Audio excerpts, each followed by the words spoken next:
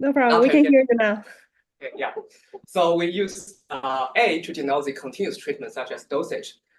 We use Y to denote the continuous outcome. And with loss generality, we assume the higher the better. We then use capital X to denote observed treatment variables or covariates, which can be either continuous or discrete. Then under the causal inference framework, we use YA to denote the potential outcome under the treatment, under the intervention of treatment. That is the potential outcome if the patient had received the treatment. And it is a counterfactual outcome because in the real world, we can only observe one of the value YA. For example, if the A is a binary treatment, then we can assume that there are two possible options, A equals to 0, A equal to 1. Then in the real world, you can only observe Y0 or Y1 because either the treatment is given the treatment or not. So it's a counterfactual outcome. And right now, your treatment A is a continuous. It's a continuous. Yes. I just make an example. Okay. Just example. Yes. Then the point that we're interested in is the so-called individualized treatment rules, ITR, or sometimes we call it a policy, which is just a function that maps the individualized characteristic X into assignment of the treatment A. So if we want to find the optimal individualized treatment, then we need to define which is the optimal. So to evaluate the performance of any policy, we're going to use this value function V, which is just the expected value of the counterfactual outcome Y under the intervention that's given by the policy type. So the value is still a counterfactual outcome. Then our goal is just to find the optimal policy such that the value is maximized. So we want to find the policy such that the value of this policy is maximized within certain policy class. However, this is not a straightforward problem because we are having this counterfactual outcome. So the only sources here we have is the observed data. So we have to find a way to link the counterfactual world to the factual world to the observed data. That is, we want to identify the value of the policy, we need to make certain assumptions. The standard causal assumptions in the literature we make is these three standard causal assumptions. The first one is called consistency, which means that the observed outcome Y equal to the counterfactual outcome if the patient really had received the treatment A. So basically, there is a consistency between the counterfactual and the factual data. And the second assumption we assume is the positivity assumption, meaning that the probability density function of any possible treatment given any possible patient subgroups is positive. So in other words, the probability of assigning any possible treatment for any subgroup, patient subgroups, has a positive probability. And then finally, we assume the assumption of no unmeasured confounding. Well, for those who are not familiar with the causal inference, a confounder is just a common causes for two variables. For example, in our application, we focus on the common causes for the treatment assignment and the outcome. If the variable is a common cause for the treatment and the outcome, then we call it a confounder. And the unmeasured confounder is just that those confounders we didn't measure or we didn't observe in our data. If we assume there are no unmeasured confounding, then basically we're just saying that the counterfactual outcome YA is independent of the treatment assignment A, conditioned on all the observed data, the observed covariates. Now, with these three standard causal assumptions, the value of any policy can be non-parametrically identified by this formula.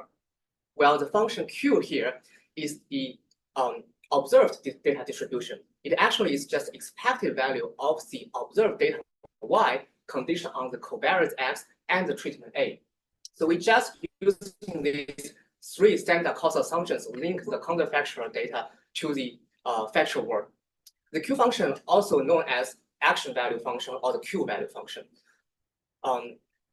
So basically, then our goal is just to try to find the optimal policy such that the expected value of the Q value function is maximized, while the expectation is taken over the covariance X. Okay.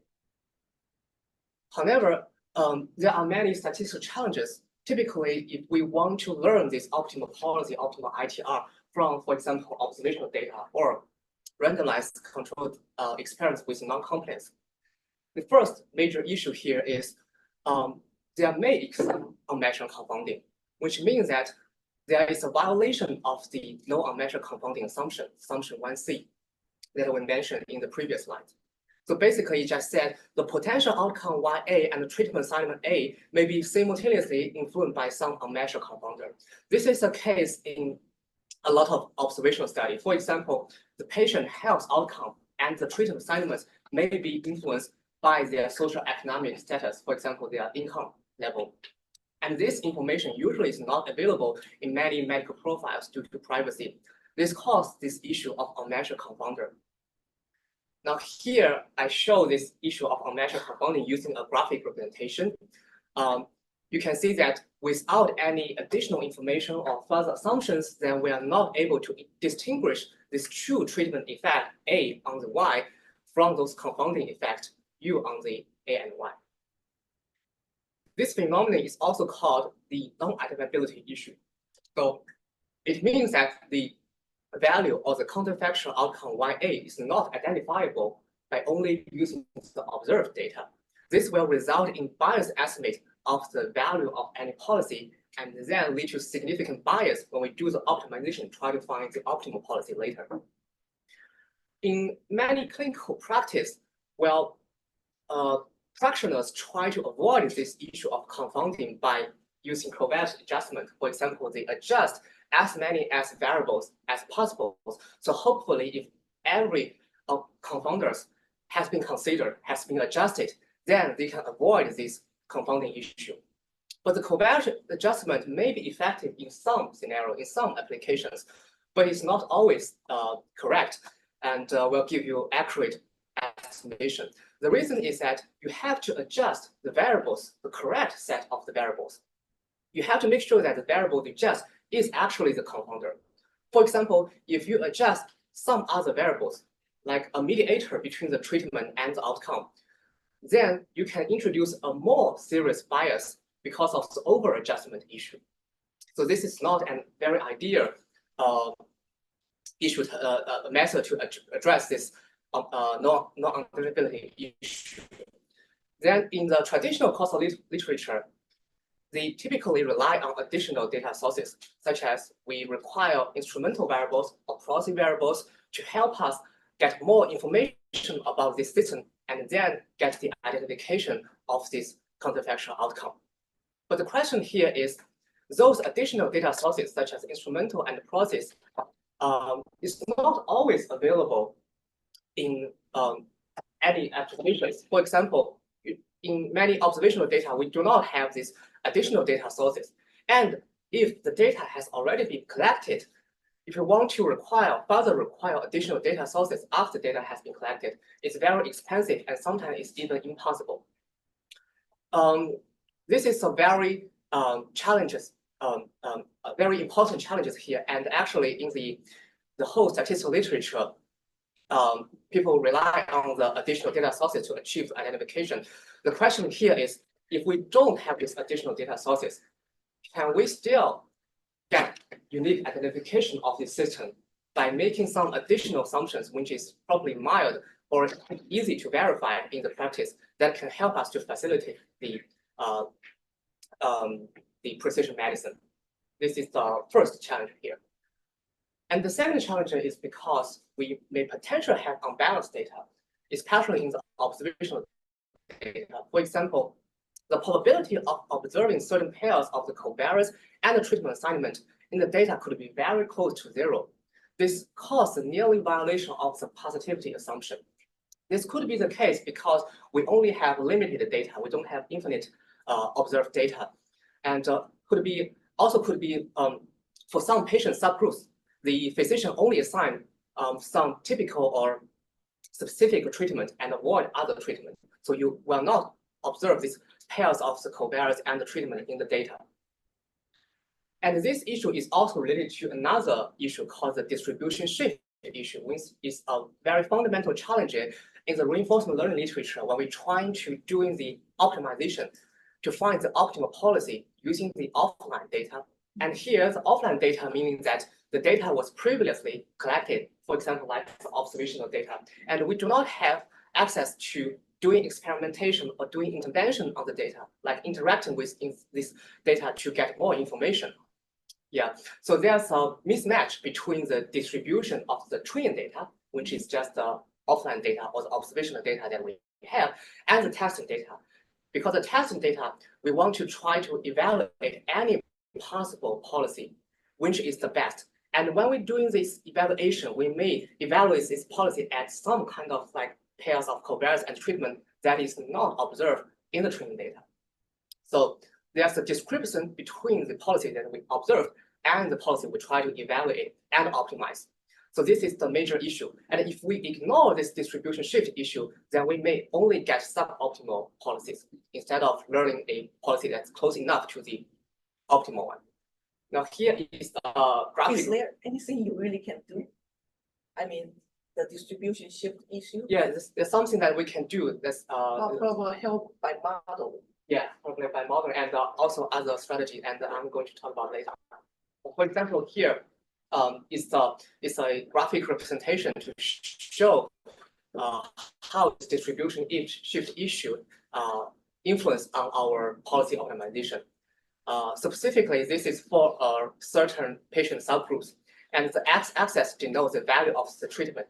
For example, we consider the continuous treatment here, and the y-axis here denotes the value of this treatment on this specific patient subgroup. And the solid line, the solid black line here indicates the underlying true value function. And the dashed line here denotes the estimated Q value function or the action value function under some model. And the shadow area here denotes the confidence region or the credible region from the estimation of this value. You can see that if we use the estimated Q value function to directly do the policy optimization, then we will find the estimated maximum, which is very far away from the true maximum. The reason is because for those regions that we do not have enough data support, we do not observe enough data, then the uncertainty of the estimation could be very large, making this estimation very unstable so that the expected value or the mean value of the estimated Q function could be deviate from the truth a lot. Now, if you ignore this high uncertainty when you're doing the estimation, then you may get very a lot of bias when you're doing the optimization. So this is the phenomenon that caused by the distribution shift issue or caused by because we have unbalanced data. Okay, so these are the two major challenges here I'm trying to solve or mitigate in some certain ways. So here is an overview of our approach to address these two major challenges. We propose a novel Bayesian approach that can robustly learn the optimal ITR under the unmeasured confounding. You can see that we have two parts. The top one corresponds to the causal identification, and the bottom corresponds to the policy optimization. So first, for the causal identification, we propose to build a Bayesian joint model. And this model will joint model the continuous treatment A and the outcome Y by describing how this treatment and outcome were generated conditional on the observed covariates X and the unmeasured confounder U.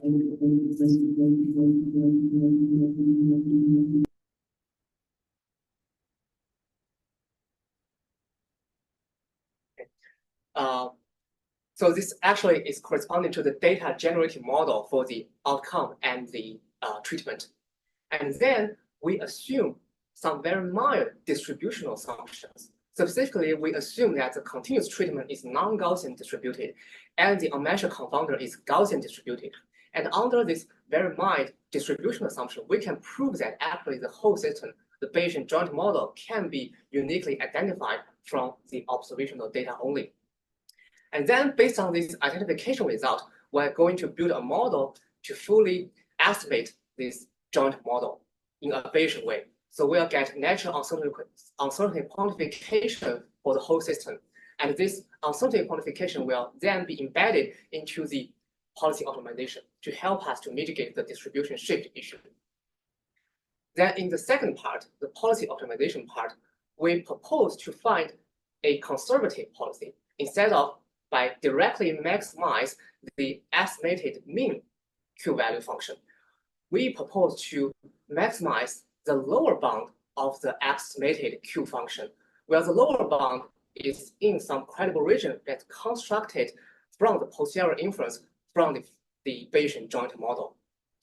So you can see from the figure here, instead of maximize the expected value, we try to find the policy that maximize the lower bound within this credible region.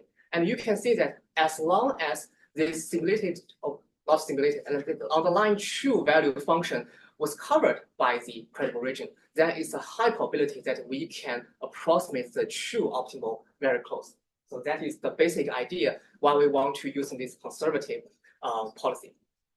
And this is just an overview of the approach. So I'm going to delve into the details, but first focus on the causal identification. For the causal identification, we propose to use a Bayesian joint model, which is a data-generated model describe how those treatment A and Y was generated from the data. We use a technique called the structure equation model. So basically, it's just saying that the treatment A and the outcome Y was generated by some unknown function G and F of the observed covariates S, the unmeasured confounding U, as some exogenous or independent distributed error term epsilon A and epsilon Y. You can see that this structure equation model actually corresponds to the graphic representation of this whole system. In this talk, I will focus on the additive form of this structure equation model. Specifically, we just assume that all the effects of covariates, the effects of the confounder is additive. For example, if we look at the second equation for the outcome Y, it says that Y equals to the treatment main effect, the effect of the treatment and interacted with the covariates main effect, confounding effect, and some independent distributed error. So here, I would like to mention that for the identification of the parameter, we're going to make these two assumptions. First, we assume that the unmeasured confounder U has zero mean and univariance because we will use lambda A and lambda Y to capture the magnitude of the confounding effect. And then we also assume that the confounder effect lambda A is non-negative. This is because think about the value of lambda A, lambda Y, and U. If we reverse all of them, the sign of all of them, then you will get exactly same parameterization of the structure equation model. So to avoid this non-identifiability issue, we just make sure that the lambda Y is always positive, okay, to make sure that the model is identifiable. As I have mentioned before, because we have this unmeasured confounder U, if we do not assume further assumptions or require additional information, there's no way that we can identify this whole system. Let me give a very simple example to show what is this non-identifiability issue. Now, let's just consider this very simple data-generated model where we totally ignore the covariates. In this model, we're trying to estimate the treatment mean effect, the FA, within this system where we have this confounding effect from the U. Now, let us assume the Gaussian distributed variables on the U, epsilon A, and epsilon Y as usual. Then a very important quantity here is the conditional distribution U given A, which is a Gaussian distributed by the assumption with this mean and the variance. And you can see that the conditional mean of U given A is a linear function with respect to A. And the variance of U conditional A is a constant with respect to A. And these are very important information, which we'll see later why this is important. But currently, you can see that although they carry a lot of useful information within this conditional distribution, but this is unobserved. We are not able to access this distribution. So to achieve the identification of this whole system, the only information we have is actually this observed conditional distribution, the Y given A. And by assumption, Y conditional A is also Gaussian distributed with this mean and variance. Okay, so now you can see that we have three quantity that is unknown, the treatment mean effect, FA, the confounding effect lambda y, and the variance, the independent error of variance of independent error sigma y squared. But we only have two equations. So this means that this model is not identifiable from the observed data, as we can easily find different combinations of these three quantities. Actually, there are infinitely number of this combination of this quantity that lead to the same distribution y conditional on A. So this is why we call this is not identifiable. There actually exists some identification results in the current literature that do not require additional data sources. For example, in this 2023 JASA paper, they proposed a constraint called sublinear growth condition. They impose this sublinear growth condition on the treatment mean effect Fa. So basically, the sublinear growth condition, just using this formula defined, and it says that this function, the treatment effect function, when it grows to infinity, it cannot be faster than the linear function. So it's sublinear. Okay. Now let's go back to the observed conditional distribution y given A. The expectation of y conditional on A can be separated here if you assume the sublinear growth condition on the treatment effect, because as we have mentioned, the unobserved conditional expectation u given A is a linear function. Now, if you assume that first one is sublinear and the unmeasured one is linear, then you can separate them from one is sublinear and one is linear. So this is how they get the identification from this system by imposing the sublinear growth condition. However, you may notice that this sublinear growth condition is very restrictive in practice. For example, it even does not allow for the linear function, and it does not allow for a lot of very useful function, for example, polynomials, exponentials. Everything is growing faster than the linear function at the tail. So the question here is, we do not want to rely on additional data sources such as instrumental variable or process. We also do not want to make such a strong constraint on the functional form of the treatment effect. What can we do now? Okay, so we find an alternative way. The idea is we make some distributional assumptions, which is very mild from our perspective, and actually is somehow testable if in the real data when we see the data application later. We have two distribution assumptions. First one is that we assume the unmeasured confounder is Gaussian distributed, and the second one is that the independent error, the exogenous error of the treatment sigma A is non-Gaussian distributed. Specifically, if we assume that epsilon A follow a scale mixture of Gaussian distribution with k components, then we make sure that k is not equal to 1, but k can be infinity.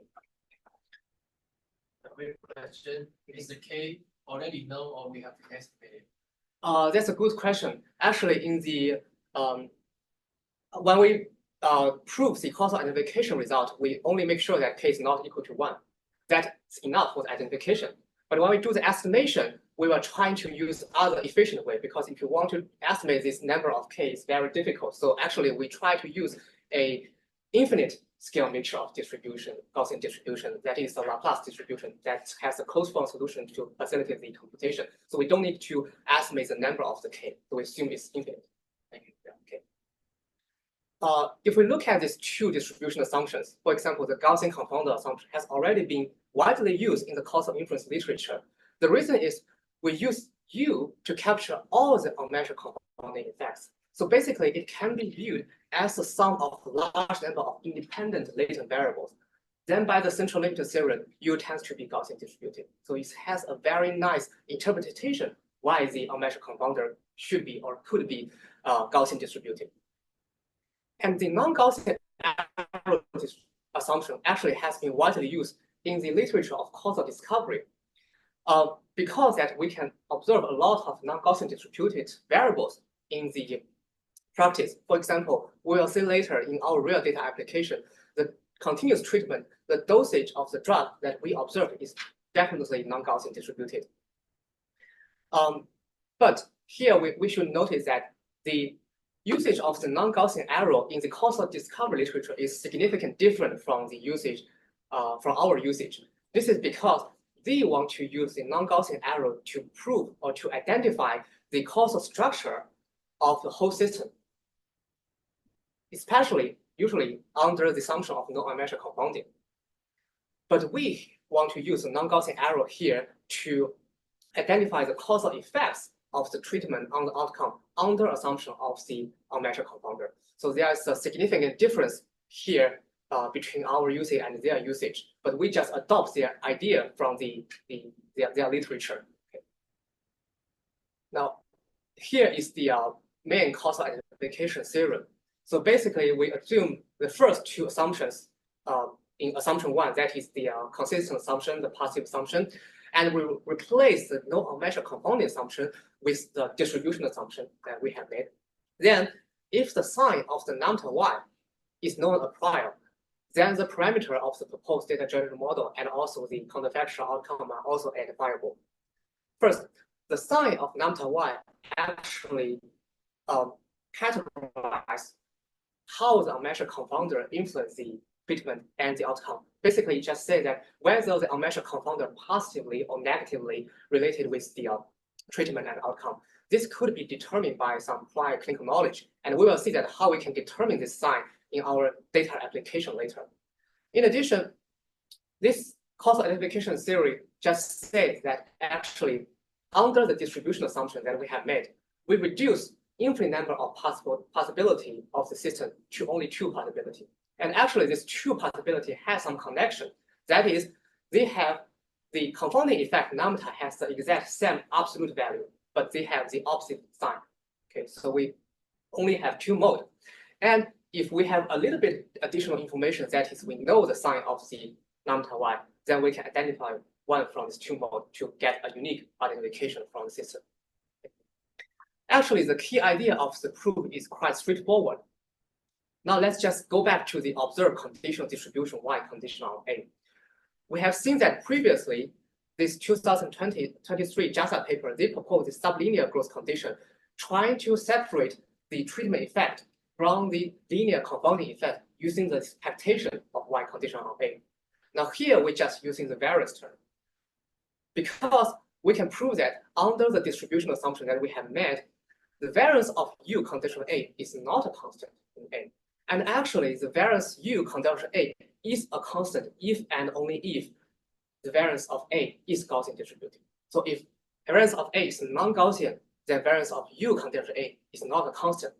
Then if we go back to the variance term, you can see if variance u conditional A is not constant, then basically the value of the lambda y square should be fixed. Otherwise, we cannot make sure that the observed variance y conditional A is the same. So that's why the confounding effect lambda y is identifiable up to the sign. Okay.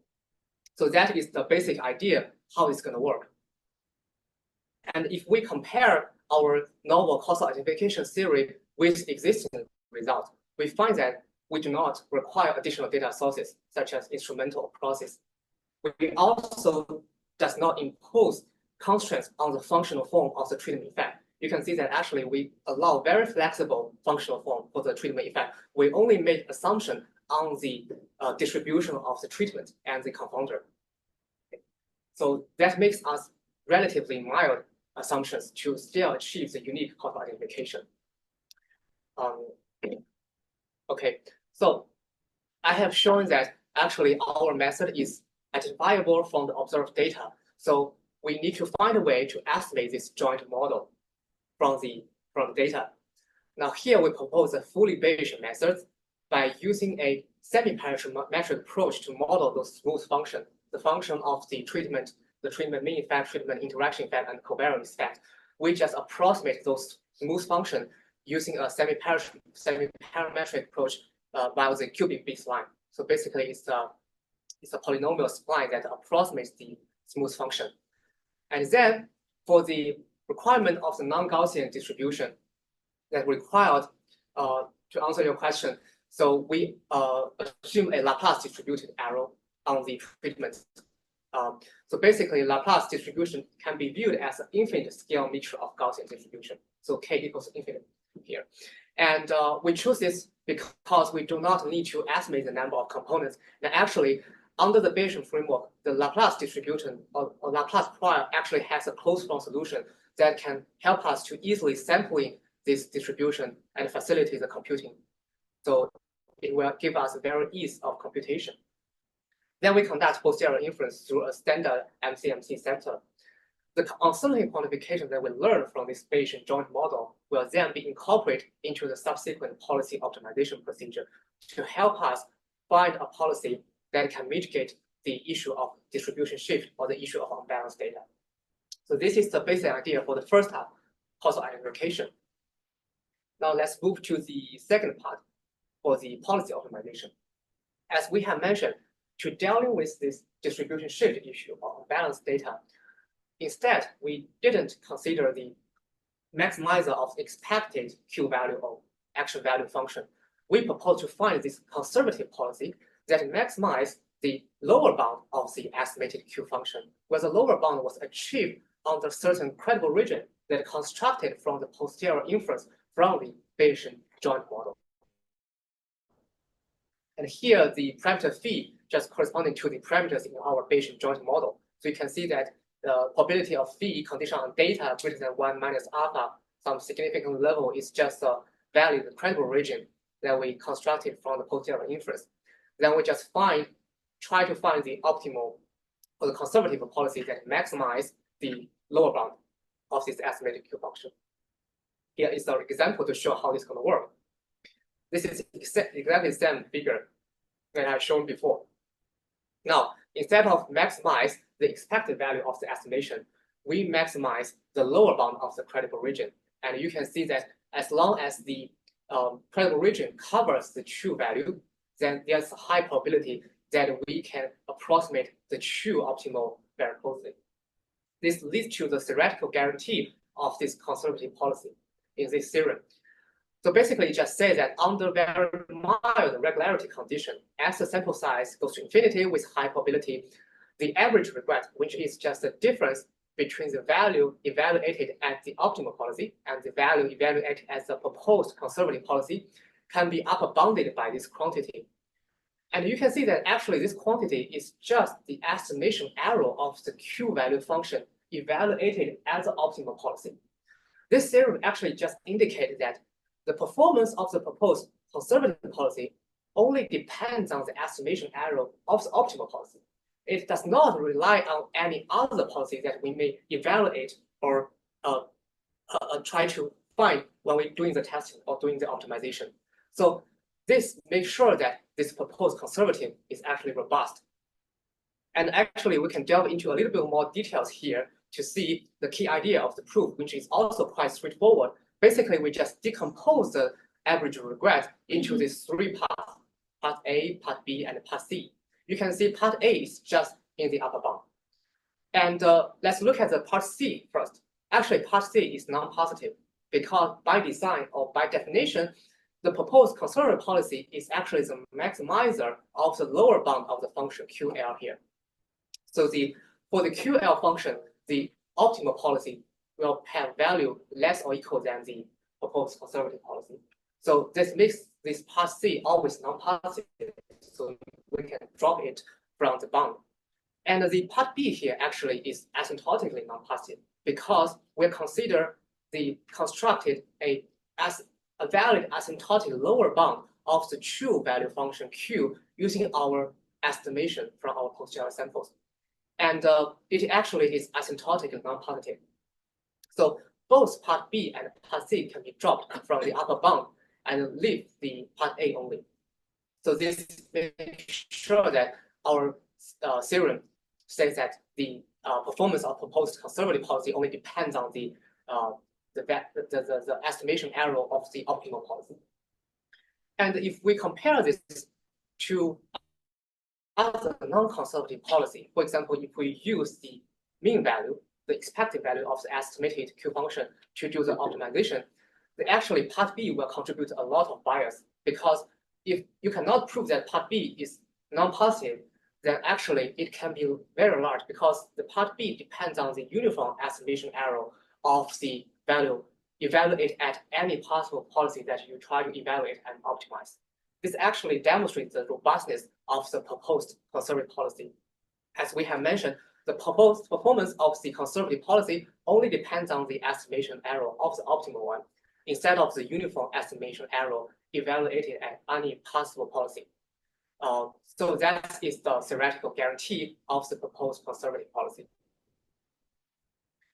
Now, we also propose a very practical policy optimization algorithm to help us learn this optimal or learn this conservative policy from the observed data by using the posterior inference from the Bayesian joint model. We first construct the credible region using the posterior sample that we learn from the joint model. And then you can see from line 2 to line 4, we actually iteratively update 2 parameters. The first parameter phi is the parameter in the Bayesian joint model. We find the phi that minimizes the Q-value function to find the lower bound. And then we update the policy parameter theta to update it, maximize the Q-value function. So we do this iteratively and until the algorithm converge. Then we just find the policy parameter theta hat such that it is the optimal one corresponding to the conservative policy that we're trying to find. So this is actually the idea of the algorithm help us to find the conservative policy. Okay. This is basically the idea of the second step, policy optimization. And then I will go to some numerical experiments and real data application to demonstrate that how our method can be worked in simulation studies and also in the real data analysis. First, for the simulation, we conduct 2 scenarios. The first scenario, we want to empirically verify our causal identification theorem. So we consider 2 simulated true data generating models. The first one has a linear signal, and the second one has a nonlinear signal. For example, in the nonlinear signal, we consider exponential and polynomial treatment and treatment interaction effects. We apply the MCMC model to find the estimation of the Bayesian joint model, and we actually identify 2 distinct modes. And their range of likelihood actually are overlapping, meaning that they are observational equivalent. So if we do not have additional information, then we can only identify these 2 distinct modes. And actually, these 2 modes, one of them associated with the data generating model, and the other one associated with a mode where the confounding effect has the opposite sign. So basically, it's just perfectly aligned with the causal identification theory that we have developed. If we look at the estimation under these 2 modes, for example, in the linear signal part, the first row shows the estimated treatment mean effect, and the second row shows estimated treatment interaction effect with the covariate. On the left-hand side, left 2 figures shows the estimation under the mode that corresponding to the data generating model.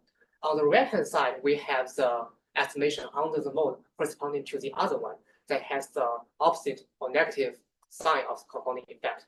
You can see that for the one that's associated with the data generating model, we perfectly recover the true linear signal. But for the other mode, you can see that they actually accurately capture the interaction effect. But for the treatment mean effect, we have this very sigmoid curve instead of the linear one. It's because that the estimated the confounding effect to be negative, and this confounding effect actually influence the treatment mean effect estimation, making this sigmoid shape.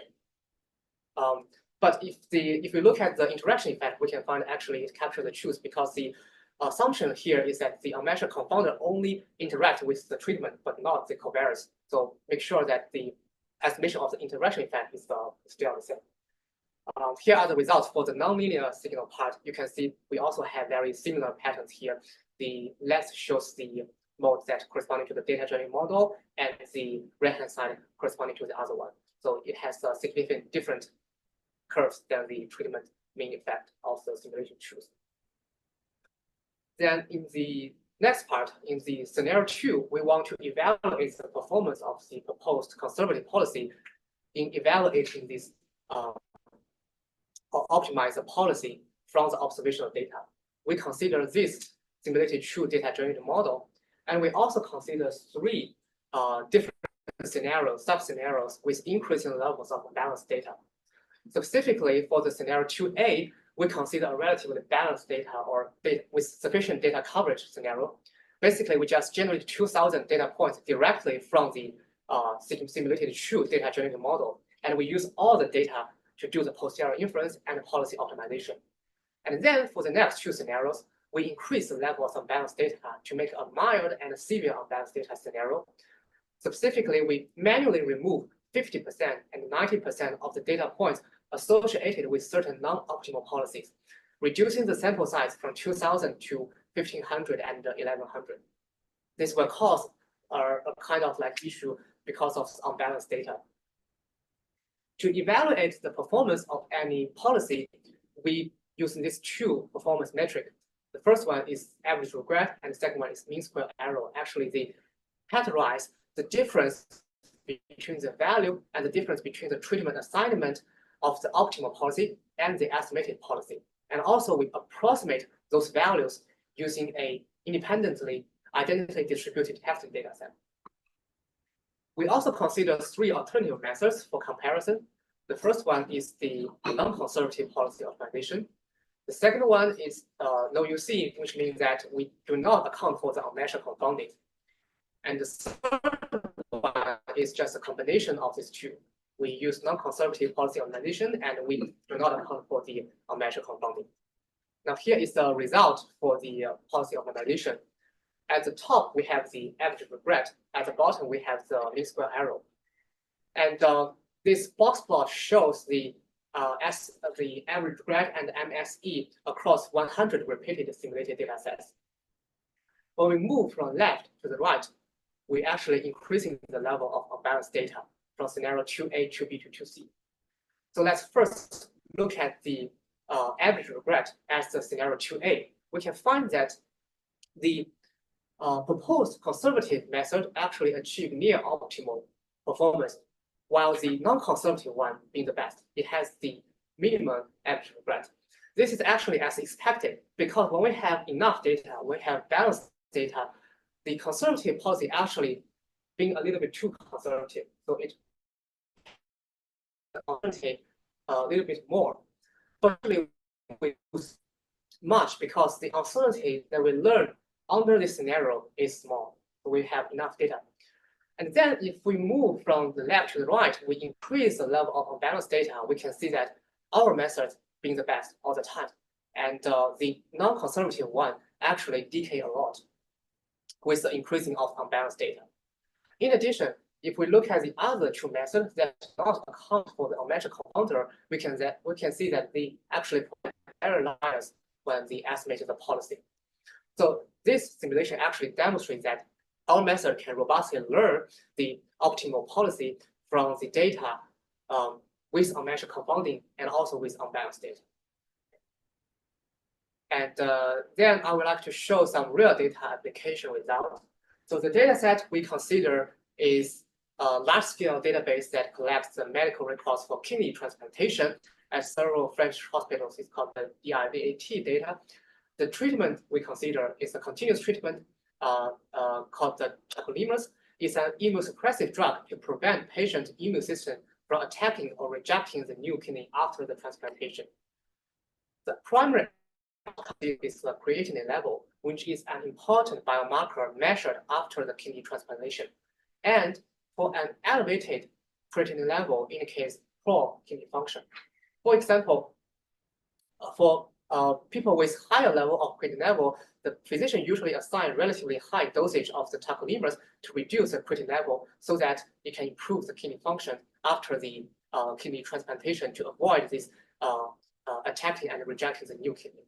We also consider these covariates, including the donor age, recipient age, BMI, delayed graft function, which is indicator of whether the patient used dialysis within the first week of the transplant or not, and the two types of the donor. The primary goal of this data analysis is we want to investigate the optimal dosage of the tacrolimus tailored to each patient group during the first follow-up visit 1 year after the transplantation. Okay, so first, for the causal identification, we run 10 independent MCMC chains, and we also find two distinct modes with the same absolute value and opposite sign of the confounding effect, which empirically verify our causal identification theory again. The question here is, in real practice, how can we select or determine one mode from these two modes. We try to select the mode based on this information. We consider two aspects. The first one is we suspect that one of the dominant unmeasured confounder in our analysis may be the patient pre-treatment creatine level, which we didn't include it in this analysis. This is because for those, as we have mentioned before, for those patients with high level of creatine level, the physician usually assign high level of dosage to reduce their creatine level and improve the kidney function, which may lead to a positive confounding effect. And the second reason is that when we compare the estimation of the treatment effect for these two modes, we find that the treatment mean effect was estimated to be negligible or not significant under the mode with a negative confounding effect, which contradicts to the expected protective effect of the drugs on the kidney function.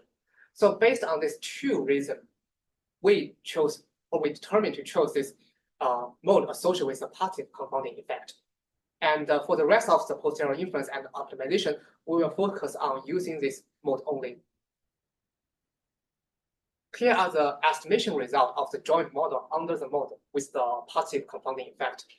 We plot the treatment mean effect of the dosage, the interaction effect of the dosage and the delayed graph function, the covariance effect for BMI and the donor age versus the creatinine level here.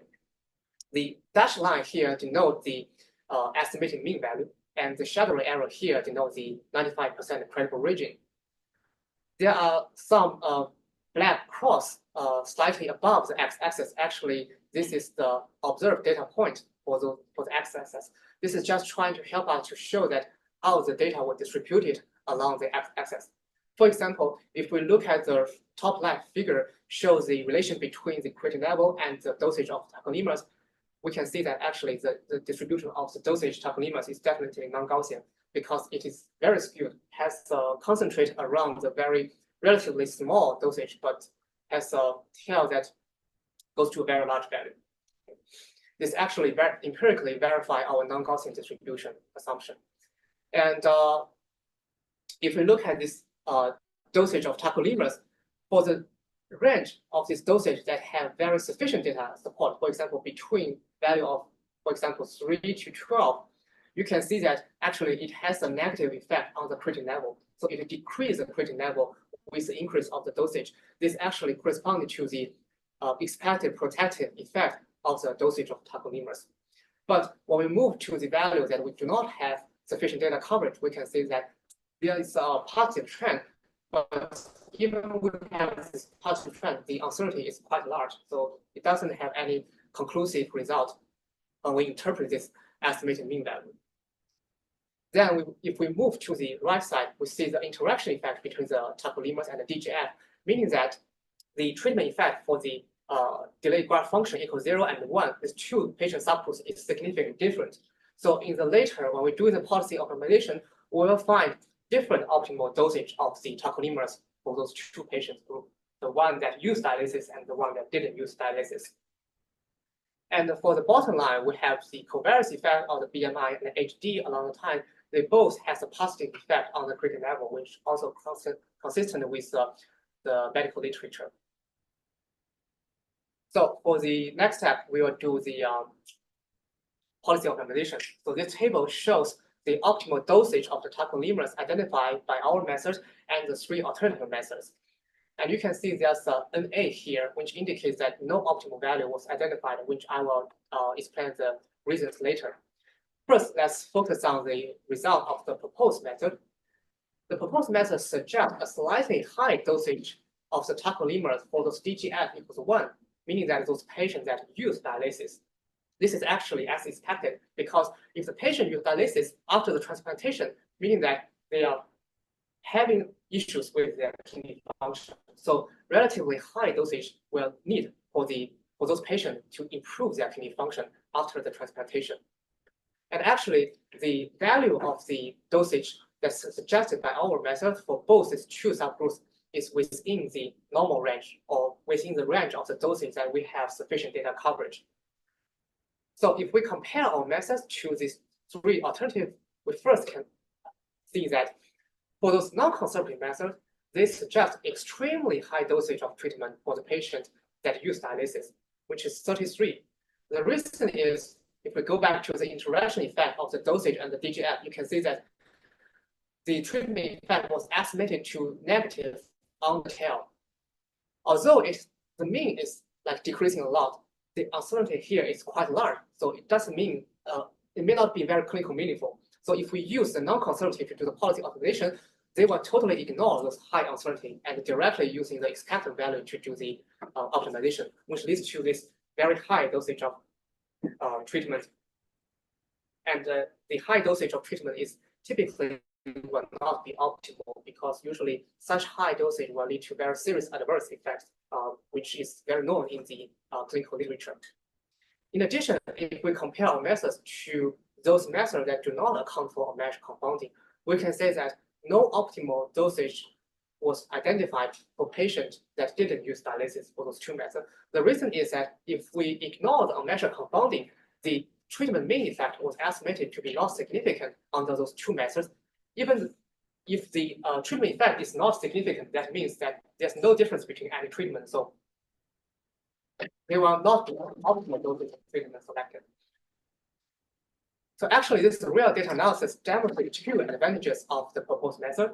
First, for the identification, we do not rely on the traditional data sources such as instrumental or processes that are hard to find or verify in real-world observational studies. For example, in this data set, it's hard to find any instrumental or process variables.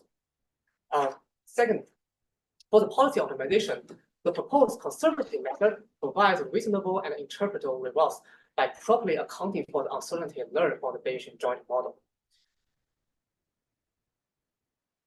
Okay, so let me quickly wrap up for some conclusion.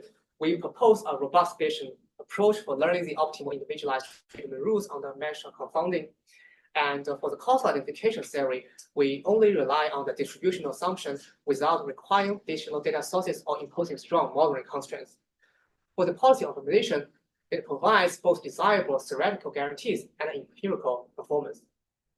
For the future extension, well, a very straightforward extension is to do the sequential decision making for optimizing the dynamic treatment regimens by extending the current cross-sectional setup to the longitudinal setup. And also there's another future work that I want to mention here is, in this talk, I focus on the continuous treatment, for example, like dosage of drug. But in many medical applications, binary or categorical treatment may be also useful. But unfortunately, the current distributional assumption does not allow for the binary treatment. If we assume binary treatment to be those non-Gaussian distributed, one of the ways is to assume there's a latent continuous representation, and the latent computation has the link function with the binary data and the link function to be non-Gaussian. But unfortunately, this does not guarantee the causal identification, because when we transfer this continuous latent variables to these observed binary vectors, actually we lose a lot of information when we're doing this transformation. And those information are quite important to help us get the identification. So in the future, if we want to extend this method to account for the binary treatment, we may need other additional distribution other than the current we have. Now here are some references that I have mentioned in this talk. That's it, and thank you.